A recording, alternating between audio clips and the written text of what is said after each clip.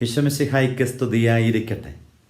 ദൈവത്തെയും ദൈവകാര്യങ്ങളെയും കൂടുതൽ ശ്രദ്ധിക്കാൻ, ദൈവം തരുന്ന ഓർമ്മപ്പെടുത്തലുകൾക്ക് കാതോർമ്മയോടുകൂടെ കാത്തിരിക്കാൻ, അവിടുത്തെ നിർദ്ദേശങ്ങൾക്ക് ആനുപാതികമായിട്ട് ജീവിതത്തെ ഒന്ന് പുനർക്രമീകരിക്കാൻ, പുനർവായനയ്ക്ക് വിധേയമാക്കാൻ നമ്മളെ ക്ഷണിക്കുന്നു.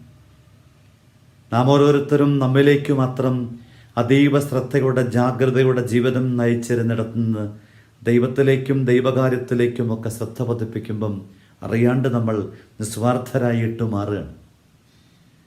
ശാരീരിക മാനസിക വൈകല്യമുള്ള മക്കളെ നോക്കിയിട്ട് തൻ്റെ ജീവിതത്തിൻ്റെ ഇഷ്ടങ്ങളും ആഗ്രഹങ്ങളുമൊക്കെ പലതും നിഷേധിക്കേണ്ടി വന്ന അമ്മയുടെ സങ്കടത്തിന് തമ്പുരാൻ പറഞ്ഞു കൊടുക്കാൻ പറഞ്ഞ ഉത്തരം, ആ അമ്മയുടെ പക്ഷത്തു നിന്ന് നോക്കുമ്പം അമ്മയ്ക്ക് ഒരുപാട് നിഷേധങ്ങളിലൂടെ കടന്നു പോകേണ്ടി വരും, ഉപേക്ഷയിലൂടെ കടന്നു പോകേണ്ടി വരും. എന്നാൽ ആ മക്കൾ എത്രയോ ഭാഗ്യപ്പെട്ടവരാണ്.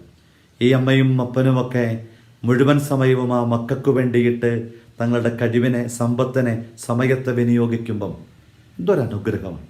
നാം ഓരോരുത്തരും നോമ്പുകാലത്ത് നമ്മിൽ നിന്ന് ഈ പരോന്മുഖതയിലേക്കൊക്കെ ജീവിതത്തെ അതീവ ശ്രദ്ധയോടെ ഒന്ന് മാറ്റിയാൽ സംഭവിക്കണ അത്ഭുതം മറിമറിയുന്നത് സങ്കല്പാതീതമായിട്ടുള്ള അനുഗ്രഹത്തിൻ്റെ സാധ്യതകളല്ലേ.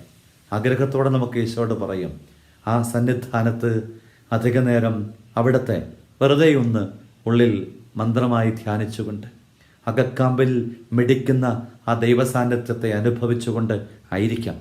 ഈശോയെ, ഞങ്ങൾ ഓരോരുത്തരും ഈ നോമ്പുകാലത്ത് അവിടുത്തെ കാര്യത്തിൽ അതീവ ശ്രദ്ധാലുക്കളാകാൻ അനുഗ്രഹം തരണേ.